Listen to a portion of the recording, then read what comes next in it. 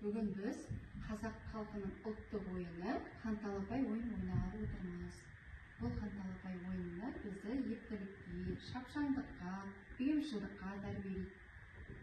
Ертеде балалар осы асықтарымен түрлі ойындар ойнаған. Соның ішінде ханталапай ойын ойнаған. Ханталапай ойында бізді ептілікке тәрбиелейді, мергендікке тәрбиелеген балаларды.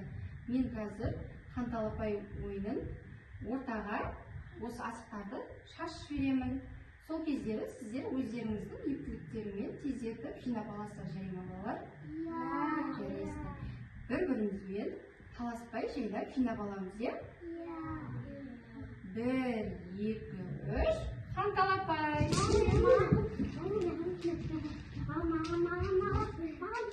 Қане балалар, болдық па? Жарайсыңдар. Қане Нарыл, жайлап бізге санап бере ғой. 1, 2, Санайла.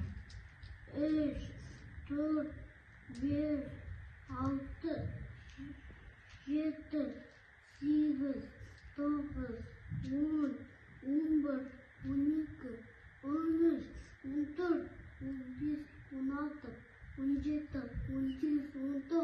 Жарайсың, 19 асық жинапты. Қане Сабина, сенікі нешеу? Жарайсың. Абдулазиз, сенікі нешеу? 2, жарайсың. Абдулазиз, сен нешеу? Қане санайла. 3 ма? Қане сенікі нешеу? Қане санайла. Жарайсың. Жарқын, сенікі нешеу?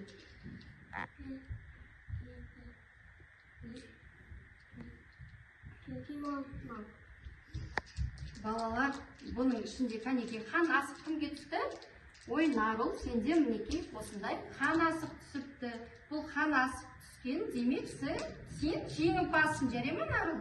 Бұл ойында Нарыл бізде жеңімпаз екен. Ой, керемет. Ертеде ата-бабаларымыз ежелде балалар осындай асықтармен түрлі ойындар ойнаған. Асық ату ойнаған, 5 асық ойнаған, осындай ханталапай ойын ойнаған. Бұл ойын ата-бабамызда келе жатқан мұра болып, сіздерге, балаларға мұра болып келе жатқан ойын. Өте керемет ойнадыңдар балалар. Жарайсыздар. Ойын сіздерге ұнады ма балалар? Қызықты болды ма сіздерге? Жарайсыздар балалар. Өте керемет.